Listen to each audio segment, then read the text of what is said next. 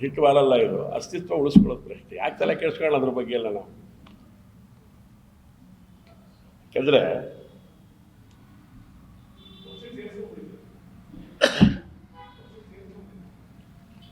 ಬಿಡಕ್ಕೆ ಯಾರು ಹೇಳಿದರು?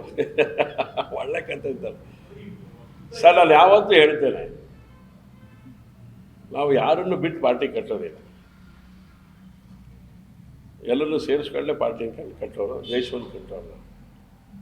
ನರೇಂದ್ರ ಮೋದಿ ಹೇಳಿದ್ದಾರೆ 148 ಕೋಟಿನ ಒಟ್ಟಿಗೆ ಹೆಜ್ಜೆ ಇಡಬೇಕು ಅಂತ. ಈಗಿನ ಸೆನ್ಸಸ್ ಪ್ರಕಾರ ಸ್ವಲ್ಪ ಜಾಸ್ತಿ ಆಗಿದೆ, ಅದಕ್ಕೆ ಅದೆಲ್ಲ ಸೇರಿಸಿ ಹೇಳ್ತಾ ಇದ್ದೀನಿ. ಒಟ್ಟಿಗೆ ಹೆಜ್ಜೆ ಇಡಬೇಕು. ಅದರಲ್ಲಿ ಹಿಂದೂ ಇದ್ದಾರೆ, ಮುಸ್ಲಿಂ ಇದ್ದಾರೆ, ಕ್ರಿಶ್ಚಿಯನ್ ಇದ್ದಾರೆ, ಕಾಂಗ್ರೆಸ್ ಇದೆ, ಜನತಾದಳ ಇದೆ, ಭಾರತೀಯ ಜನತಾ, ಎಲ್ಲರೂ ಇದೀವಿ ಅದರೊಳಗೆ.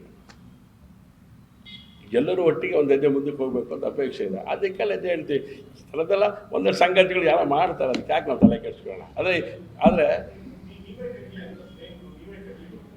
ಯಾರಿಗೆ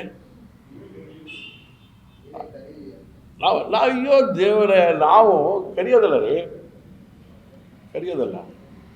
ಯಾವುದೋ ಕಾರಣದೊಳಗಡೆ ಮನೇಲಿ ವ್ಯತ್ಯಾಸ ಆಗಿರುತ್ತೆ, ಮನೆ ಹಿರಿಯರದನ್ನು ಸರಿ ಮಾಡ್ತಾರೆ, ಯಾಕೆ ತಲೆ ಕೆಡಿಸ್ಕೊಳ್ಳೋಣ?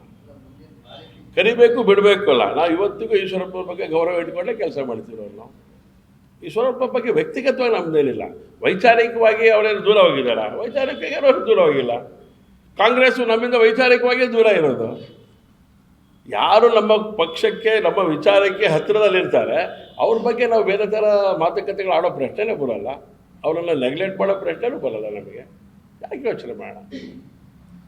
ಹಾಗಾಗಿ ಈ ಪಾರ್ಟಿ ಕಟ್ಟಿರೋರು ಅವ್ರ ಬಗ್ಗೆ ನಮ್ಮ ನೇತೃತ್ವ ಯೋಚನೆ ಮಾಡುತ್ತೆ,